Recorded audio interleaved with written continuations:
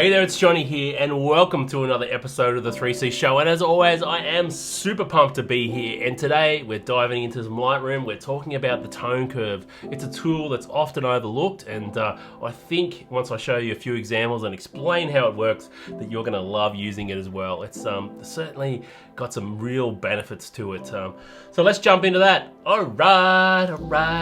Let's do it. All right, over here in the Lightrooms. Hey, I should have mentioned, don't pay too much attention to this photograph. It's just a raw. I've barely done any adjustment to it, and I've got to say, there's distracting elements everywhere. Look at this plant on the side, all these posts in the background, this ugly white boat, and lots of dust spots. Yicky. Anyway, don't worry about that. I haven't even developed it, so don't stress if you're looking at it going, yeah, Johnny, what have you done, mate? That's okay. I haven't fixed those things, so just bear with me. All right, let's get into the tone curve. You're in the develop module now, and I'll just explain basically what the tone curve is, okay? Let me go over here to this point tone curve. All right, so what we're looking at, obviously we've got the histogram there in the background, but then we've got this graph overlay over top, okay?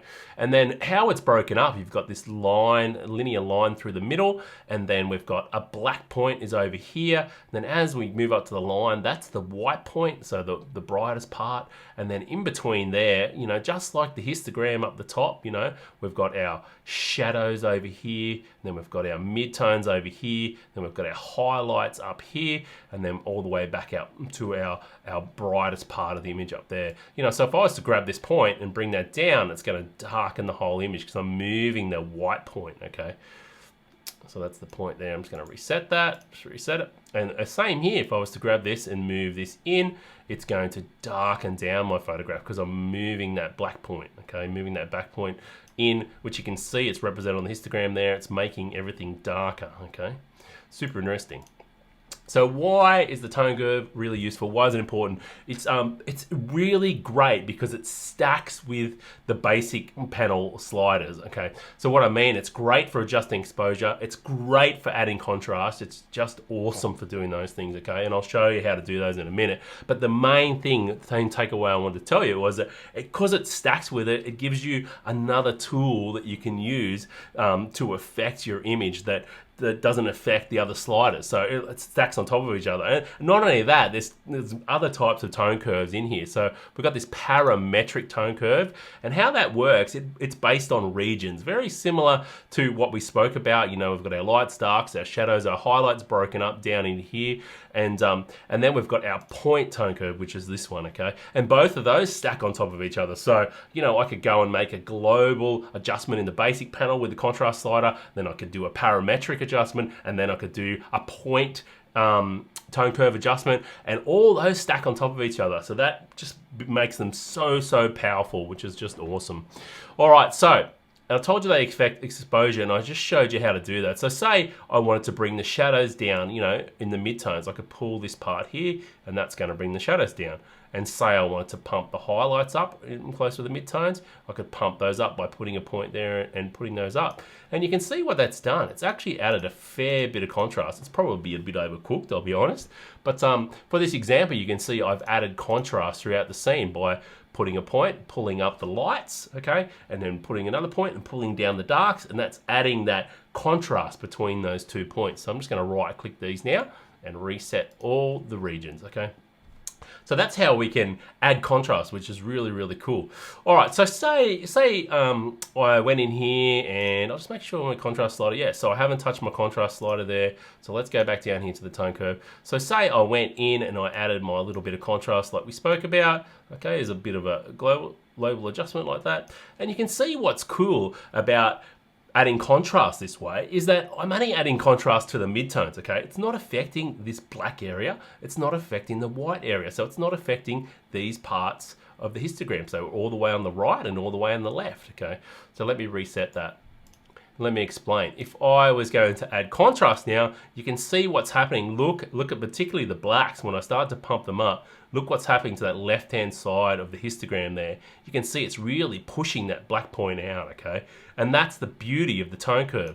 You know, we can get into those mid-tones by adding those points and adding that S-curve in the middle of the midtones, and it doesn't affect either end of the histogram, which is really, really powerful, and it's really cool to add contrast that way. All right. Something I'll show you really quick too. You know, there's this targeted adjustment here. This is really, really nice. I love using this as well. So I might go up here to my brightish highlights, and you can see as I move around my target, it's adding a pin onto the line there, and that's the representation of that tonal value in my histogram. Okay, so if I was to click on that and pull down, you can see I can darken those down. Then I might go down here to something a bit darker around here, and then I'll pull that up, you know, something like that. And then you can see we've darkened down the whole scene. So I've darkened things down and made it a little bit more punchy, all right? And now I can go over here to this other tone curve and do the same thing. You know, even though it's based on regions, it's slightly different. It still works the same way. So maybe I'll go up here and I'll just punch that up a little bit, and then I'll pull these shadows down a little bit, and I'm adding a little bit of an S in there, and you can see what I've done is I've added a nice bit of punchy contrast, and both these are stacking on top of each other, which is really, really nice. Okay, let me give you another example of how I would use the tone curve. All right, I just want to show you up here. You know, you see my highlight slider is basically pulled all the way back here, so I've run out of juice. There's nothing more I can do.